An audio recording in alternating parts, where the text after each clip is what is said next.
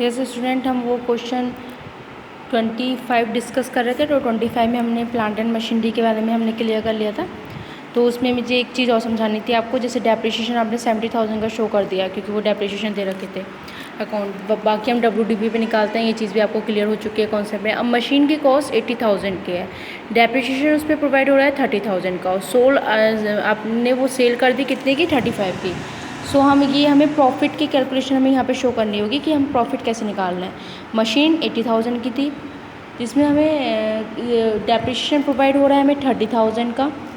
सो हमारे पास कितने बचते हैं, 50,000, क्योंकि जब उस पर डेप लग गया तो 50,000। देन हमारी मशीन जो सेल हो रही है वो 35 की।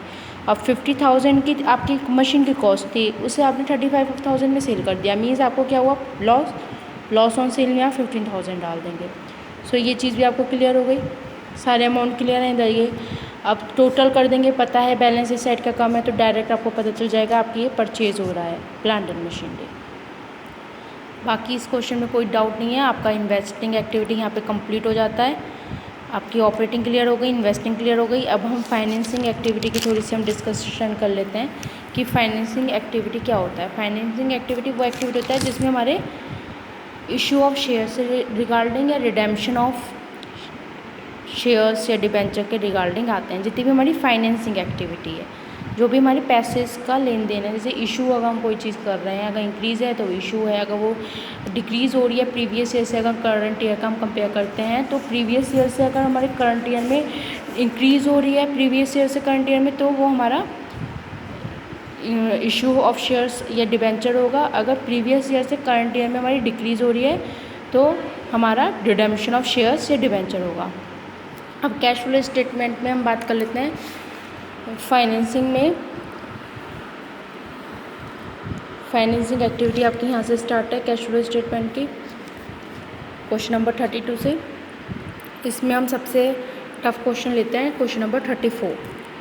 अब 34 क्वेश्चन में क्या है, from the following extract of balance limited calculate cash flow investment from financing activity. Equity share capital 5,25,000 and 4 lakh, मतलब इंक्रीज़ हो रही है, मीन्स इशू हो रहा है। 10% preference share capital 4 lakh to 5,15,000, मतलब इसमें क्या हो रहा है, रिडेम्पशन हो रहा है। Security premium reserve 2,25,000 to 1 lakh, मतलब इशू हो रहा है। 12% debenture 4 lakh to 3 lakh, means क्या हो रहा है, इशू हो रहा है। अब एडिशनल इन्फॉर्मेशन की बात करें, इक्विटी शेयर्स इशू हो रहे हैं 31 2019 में। इंटरमीडियम डिविडेंड की बात करें तो इक्विटी शेयर पे पेड हो रहा है 15%। प्रेफरेंस शेयर रिडीम की बात करें, प्रेफरेंस शेयर रिडीम जो हो रहे हैं प्रीमियम पे 5% प्रीमियम पे करा जा रहा है। 12% debenture face value 1 lakh, issue 31 March 2019। अब इसका हम सॉल्यूशन देख लेते हैं। सबसे पहले आप डालेंगे cash flow statement financing activity, cash flow statement for financing activity for the year ended 31 March 2019 डाल सकते हैं इसमें। फिर अब आते हैं इसके सॉल्यूशन पे। सबसे पहले हम लेते हैं issue of share capital. Issue कितने से हुए हैं, क्योंकि 4 लाख के थे, 5,25,000 के हो गए तो मीन्स इशू हुए हैं। अब transfer of security premium, security premium 1 lakh के थे, अब 2,25,000 के हो गए तो 1,25,000 का आपका इंक्रीज़ हुआ। अब डिबेंचर प्रेफरेंस शेयर की बात करें तो प्रेफरेंस शेयर आपके 5,50,000 से 4 लाख की बात 4 लाख हो रहे हैं। बट एक एडजस्टमेंट दे रखी है इसमें, प्रेफरेंस शेयर व redeem on 31 March 2019 at a premium 5%। Premium was paid debited to the profit and loss account, मतलब इसमें हमें प्रीमियम लगा है 5% से हमारे 1.5 लाख अमाउंट पे, जो हमारा सिक्योरिटी प्रीमियम है उस पर निकलेगा ये अमाउंट। हम इसे कैलकुलेट करेंगे तो हमारा 7,500 आ जाएगा। और इसे हम किस में दिखाएंगे, जो हमारा premium on redemption of preference shares है, प्रेफरेंस शेयर्स का अगर हम देखें तो प्रेफरेंस शेयर्स हमारा कैलकुलेशन अगर हम इसकी देखेंगे तो 5,50,000 का तो हो रहा था, एंड देन प्रेफरेंस शेयर्स हमारे 4 लाख के हो गए। मीन्स हमें क्या हुआ, 4 लाख से मीन्स 1.5 लाख का हमें प्रेफरेंस शेयर 18 से 19 में रिडीम हुआ है। इशू तो हो नहीं रहा है, रिडीम हो रहा है। बट एडजस्टमेंट की बात करें तो इसमें हमें प्रीमियम मिल रहा है कितने से, 5% से। अगर हम इसका डिफरेंस देखें तो डिफरेंस आएगा 1.5 लाख, डिफरेंस का हम 1.5 लाख का 5% निकालेंगे तो हमारा आ जाएगा 7,500। तो प्रीमियम ऑन रिडेम्पशन क्या दे रखा है, premium on redemption of preference shares. तो premium on redemption of preference share हमने निकाल दिए 45 के। अब इशू ऑफ डिवेंचर की बात करें तो 3 लाख से 4 लाख, तो इशू ऑफ डिवेंचर का अमाउंट हमारा 1 लाख का इधर आ जाएगा, 1 लाख रुपीज़। देन उसके बाद हम देखेंगे इंटीमेट डिविडेंड। डिवेंचर्स हमारे 3 लाख से 4 लाख हो रहे हैं, मीन्स इशू हो रहे हैं 1 लाख की, और फेस वैल्यू भी, बट ये फेस वैल्यू में है तो इसलिए हम शो नहीं करेंगे। इशू तो हो रहे हैं बट ये 1 लाख फेस वैल्यू में है, तो ये ऐड वैड नहीं किए जाएंगे हमारे क्वेश्चन में। अब इंटीमेट डिविडेंड की बात करें तो इंटीमेट डिविडेंड हम पे कर रहे हैं, तो हम 15% का इंटीमेट डिविडेंड निकालेंगे 4 लाख पे। डिविडेंड किस पे मिलता है, इक्विटी शेयर पे या प्रेफरेंस शेयर पे, या तो इक्विटी शेयर का प्रीवियस ईयर या प्रेफरेंस शेयर का करंट ईयर, वही आपका इंटीमेट डिविडेंड का अमाउंट। अब इसमें इंटीमेट डिविडेंड किस पे लगाना है, इक्विटी शेयर पे, मीन्स जो हम इक्विटी शेयर्स का हम क्या देखेंगे, प्रीवियस ईयर। तो इक्विटी शेयर का प्रीवियस ईयर क्या है, 4 लाख, तो प्रीवियस ईयर पे ही इंटीमेट डिविडेंड लगता है। प्रेफरेंस शेयर पे बोलते हैं तो प्रेफरेंस शेयर का हम प्रीवियस ईयर लेते हैं, क्योंकि जो आप डिविडेंड पे कर रहे हो तो प्रीवियस जो आपने पैसा कमाया है उस पर तो आप कोई चीज़ डिविडेंड दे सकते हो।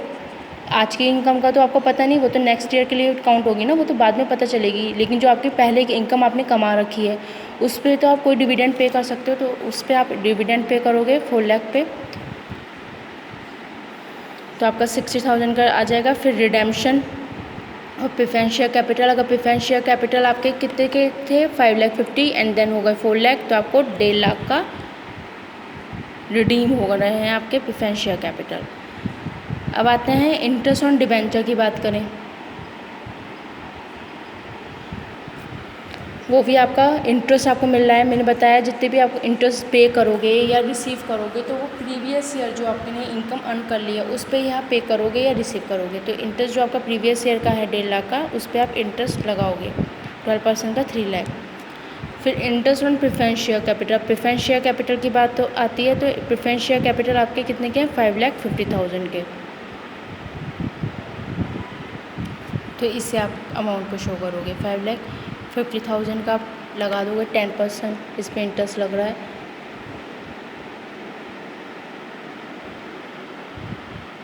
अगर आपका इंटरेस्ट है interest on preference share capital पे भी अगर आपको देना है तो आप ये अमाउंट लगाएंगे। Then redemption of preference share capital हो गए आपके, इंटरेस्ट ऑन डिबेंचर हो गए, जिसमें हमें 12 इंटरेस्ट ऑन डिबेंचर की कैलकुलेशन दे रखी थी, 12% के थे इंटरेस्ट ऑन डिबेंचर जो हमने लगाए हैं 3 लाख की वैल्यू पे, 36,000 आ गए।